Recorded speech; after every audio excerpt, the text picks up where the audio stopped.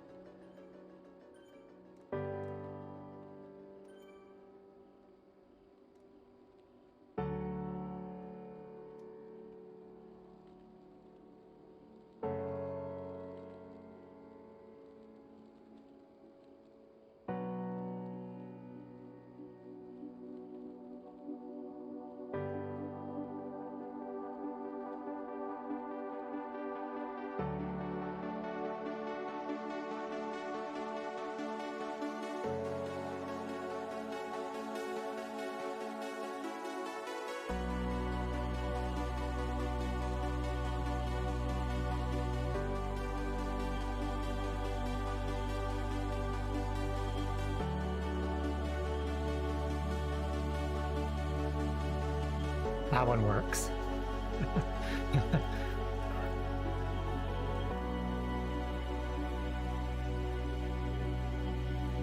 How are you doing this evening?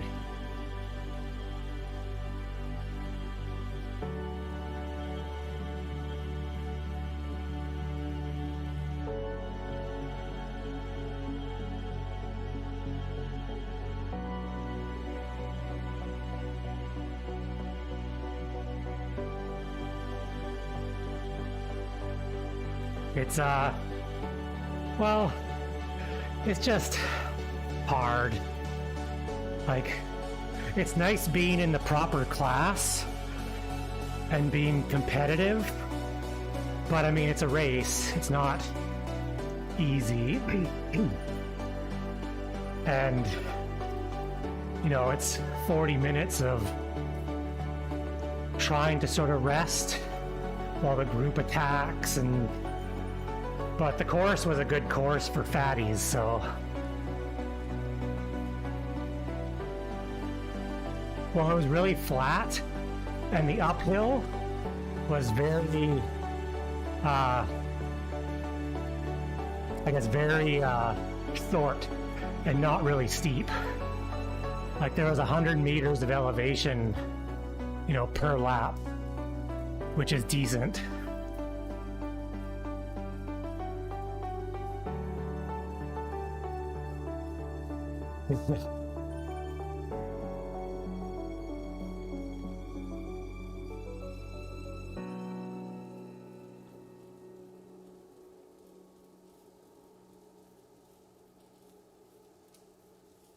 Oh.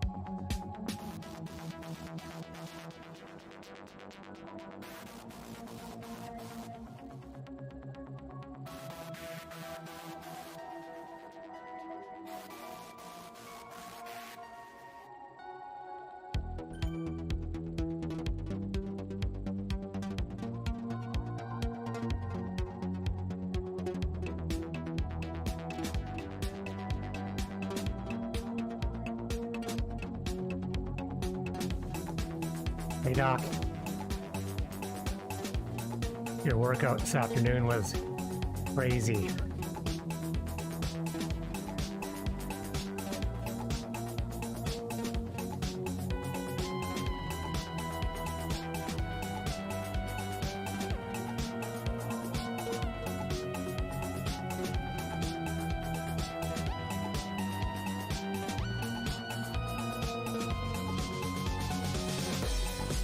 Yeah, I think something was going on with yours. You had things fighting for trainer control.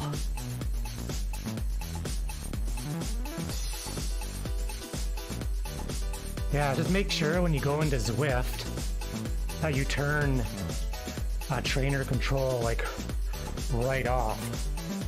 Like here, if I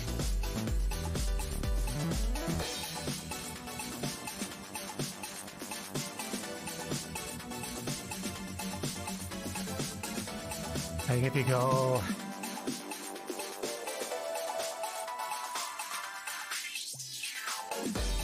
make sure controllable trainer is off. That's probably the most important thing. This is just the Xert layout, like the browser source. So I'm not even doing the workout in Zwift. I'm running the workout on my original Karoo, which is basically an Android phone. Yeah, it's a head unit that runs Android, so it has the Xert app on it. Can't really see, but it's too bright from the light. Too darn bright. So because it runs on Android, no. So what you don't want trainer control on Zwift. That needs to be off. Because what happens is the phone is controlling the trainer, and then the trainer just reports wattage to Zwift to make you move. So you still want power source, and you still want cadence and heart rate, and then you want to have that controllable trainer off.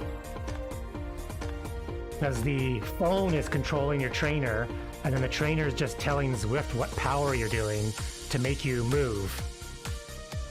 Yeah, because what ends up happening is if you have the controllable trainer on and the phone on, one takes over, and then the other one goes, what the heck? And then the other one tries to take over, and it becomes this gong show.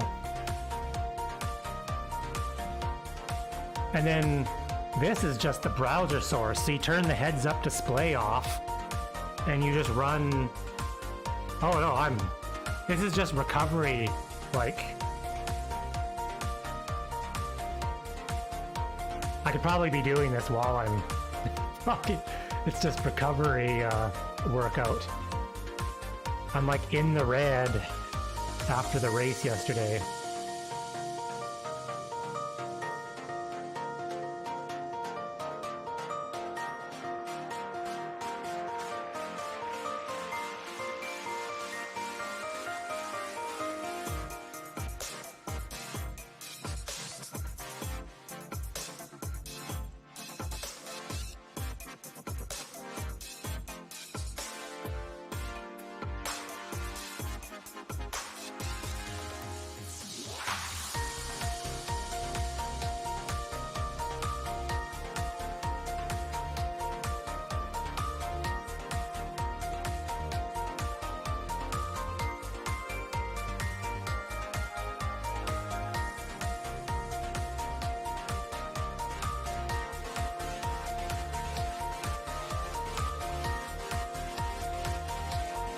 Yeah, being able to remove the heads-up display opened it up.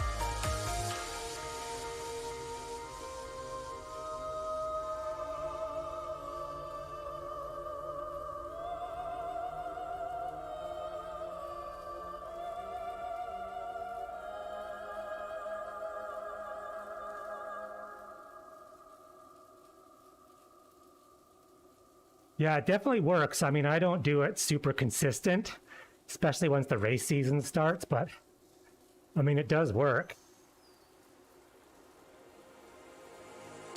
What I like is the flexibility of it, because I can commute to work and still follow a plan, because it'll say, today we want your focus to be 12 minutes and their intervals to be 280 watts. Well, with the Garmin data fields, I can do that on my ride to work.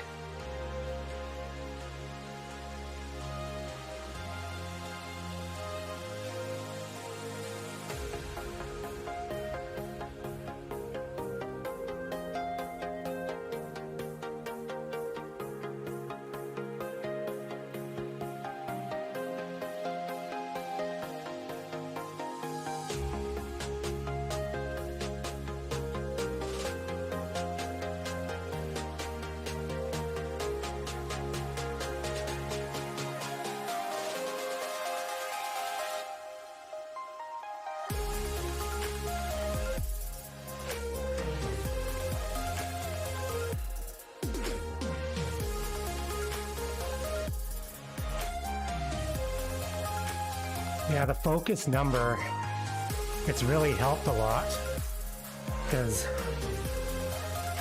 it shows you how quickly you can wreck a recovery ride. You know, you think you're going nice and easy and you're like, oh, I'm just gonna like sprint across this intersection, and that one sprint F's it all up.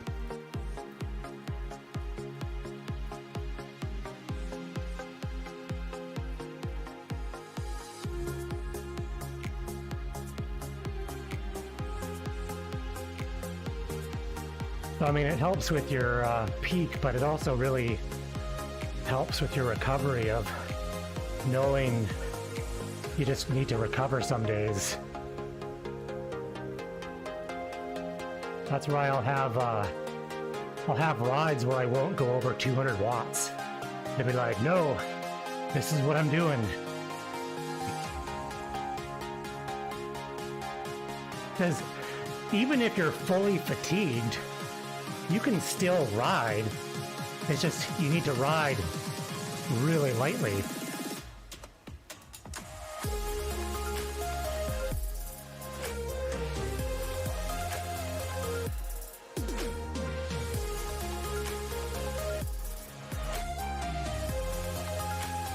And too, the more data you put into it, the more accurate it becomes.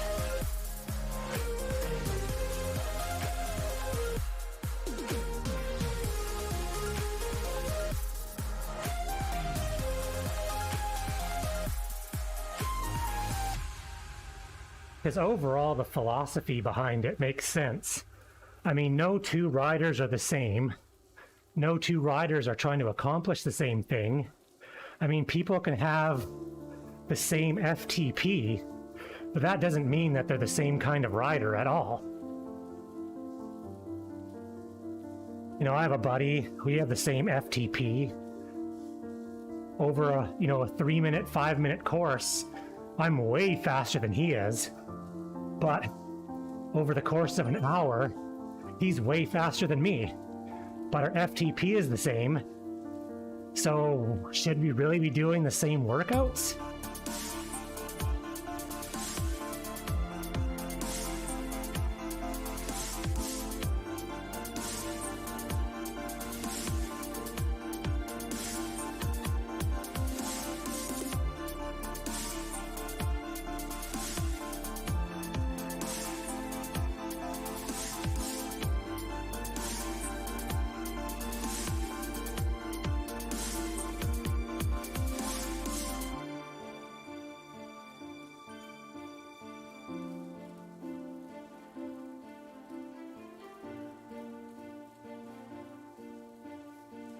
Well, that's where the focus works too, is you pick the rides that you want to excel at.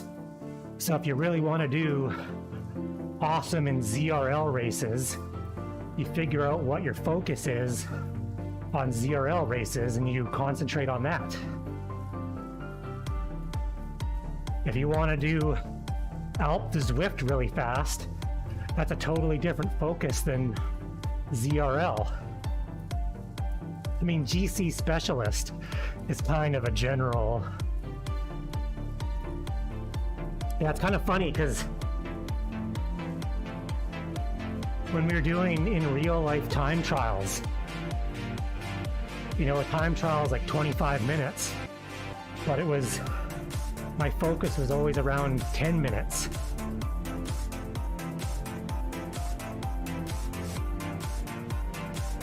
So I just concentrated on my 10-minute, you know, followed, set my athlete type to climber, which is 10 minutes.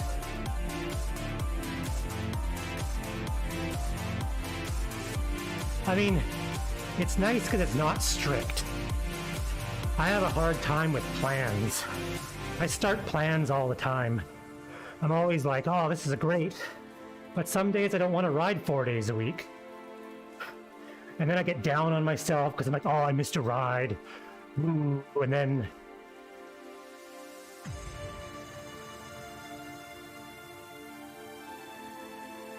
yeah, and climber is very close. I think GC Specialist, I think, is 8 minutes, and climber is like 10 minutes.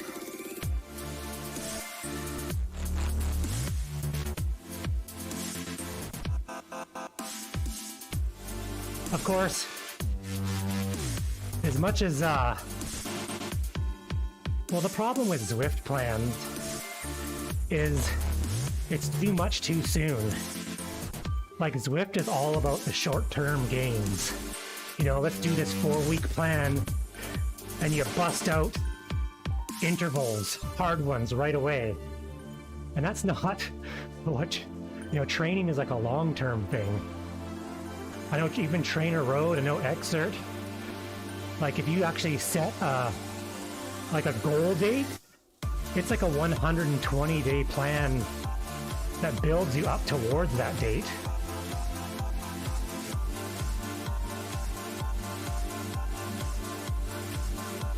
Well, actually, last season, ZRL Season 3, I set the first race of the season as a goal date on the calendar, and I followed it, you know, through the base, the build, and the peak phase. And I broke my FTP 3 times in 1 week at the end of it.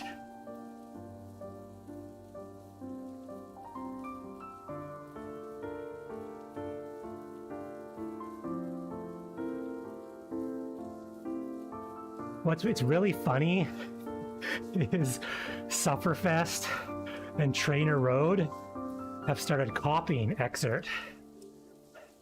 Because I know the trainer plans were very difficult. And Sufferfest had that whole thing a few years back where it was like, you know, FTP is dead. We're doing 4DP, which is pretty much what Xert was been doing all along.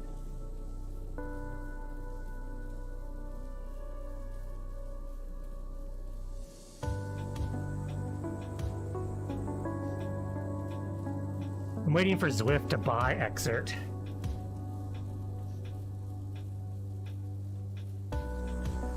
I know the CEO of Zwift uses Xert all the time. It'd be awesome if it was just integrated, where you just logged into Zwift and it was like, boom, here's what you need to do today.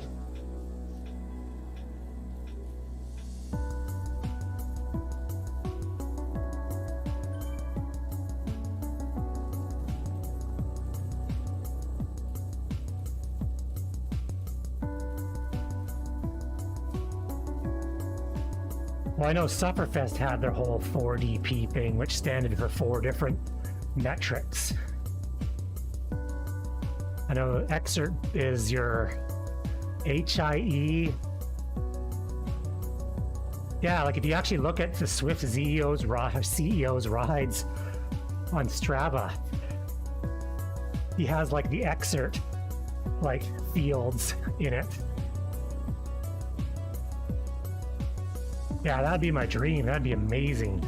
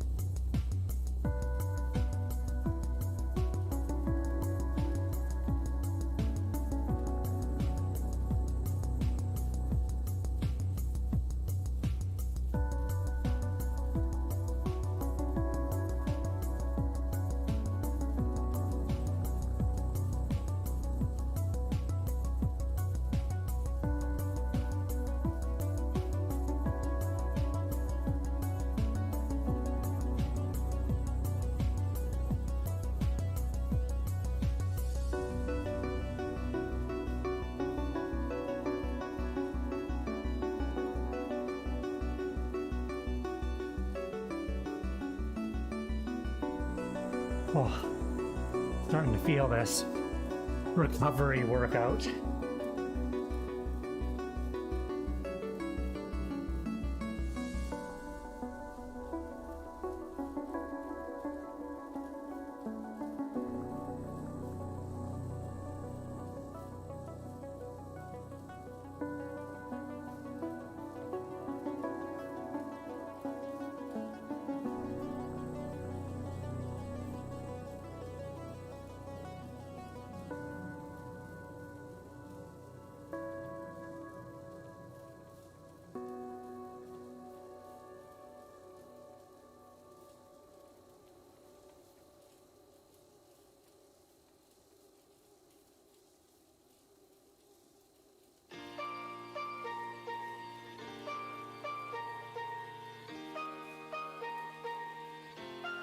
Well, I know from last year, I would usually take Wednesday as a rest day.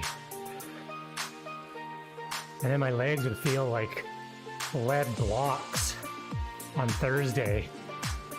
I was reading, the idea is you still do a very light ride on Wednesday, and it kind of keeps your legs from going into full recovery mode.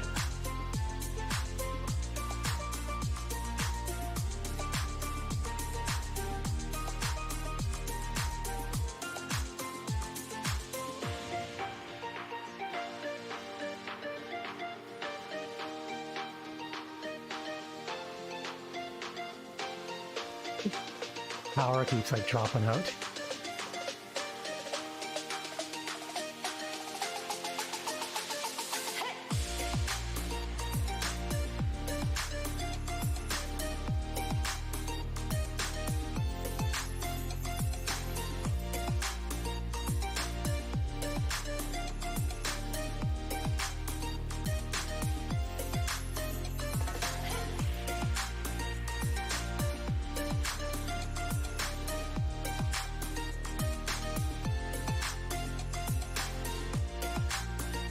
Yeah, well, that's what I guess between race days, taking a full day off is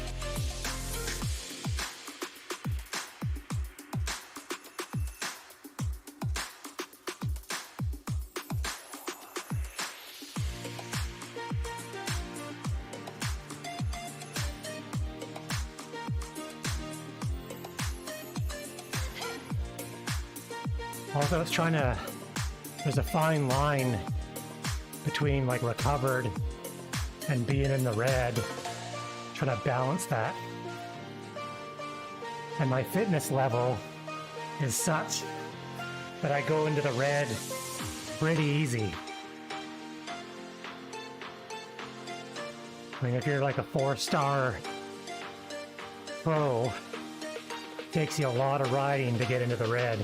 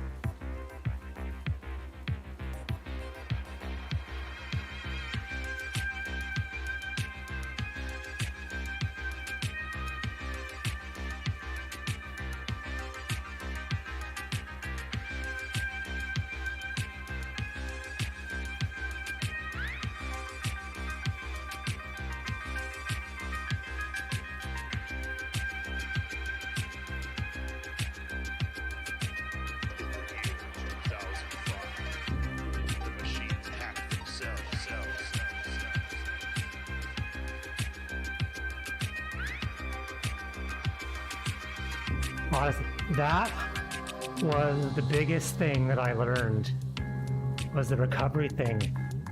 I always rode at like medium pace. You know, I had the theory that, you know, if I wasn't feeling it, I wasn't like progressing. And all my commutes would just be at like, you know, a brisk pace. You weren't going super hard, but you felt the burn a little bit going up the hills. And you burn yourself out. Because I'd be racing crits and TTs Tuesdays and Thursdays. I was commuting to work 5 days a week. And all my rides were just like quick. And you would never progress. Like my TT times, I'd come out of, you know, the start of the season blasting away, breaking personal records. And then you just plateaued. You'd never get better. I'd have like 5 months of racing and I never got better. And then I was like, huh. And I kind of signed up for Xert and I was looking back at the data going, oh, I'm in the red for 5 months straight. So then my commutes, I started just riding slow. Like, who cares if it takes me an extra 5 minutes? Big deal.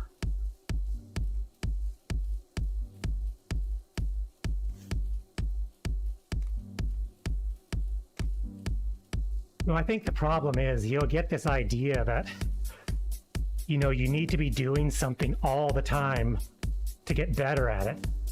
Like even now, if I don't ride my bike for 2 days, I'm like, do I even know how to ride anymore? It's been 2 days.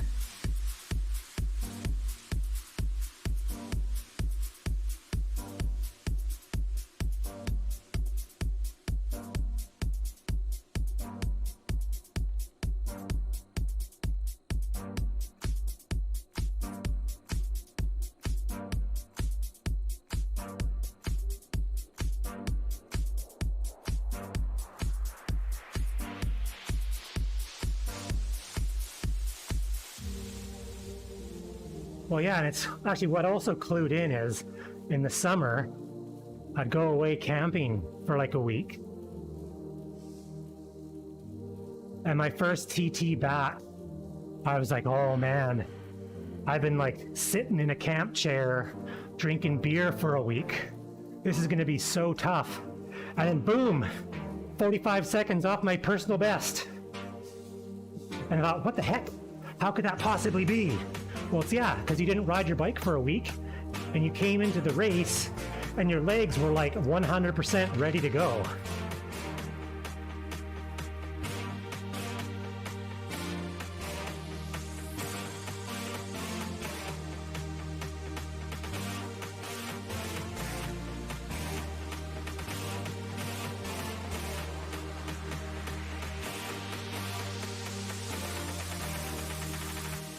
That's also I just want to go a back. thing where the more in shape you are, the more you can handle.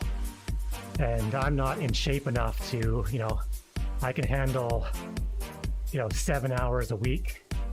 But as you sort of increase that and get in better fitness, you can handle more stress every week.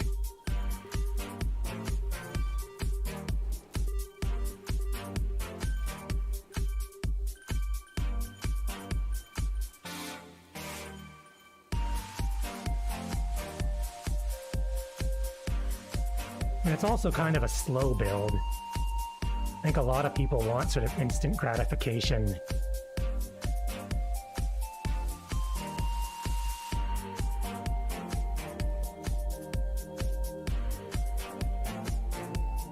Yeah, it's like good to get off the bike and even do something else.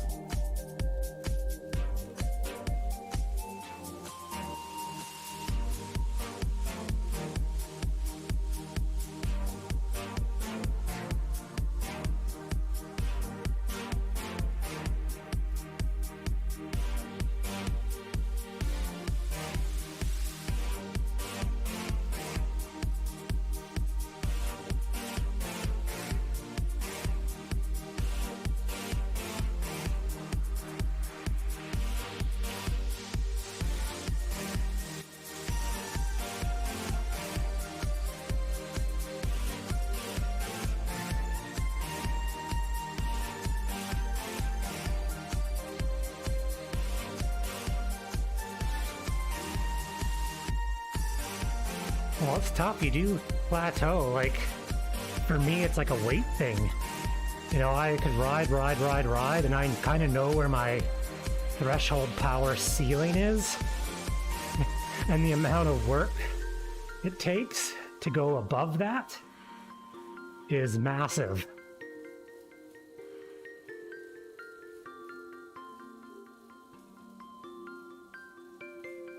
I just want to go back. Well, I think that workout is done.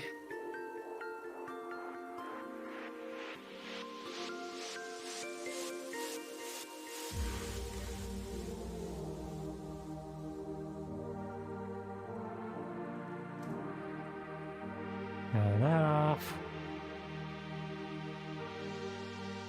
Why won't that turn off? That is weird.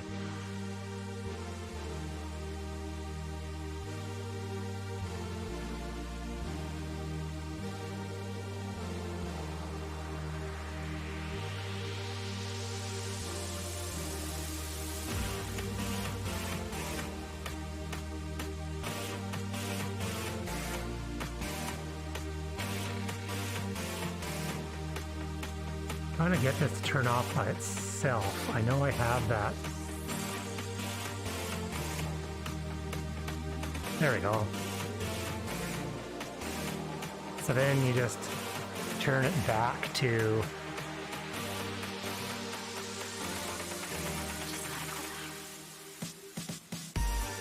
Oops, no. No, don't end ride. Oh, swipe up for action bar, yeah.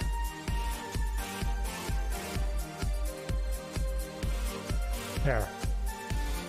Look at that. Weekly goal met, and it's only like 2 days into the week.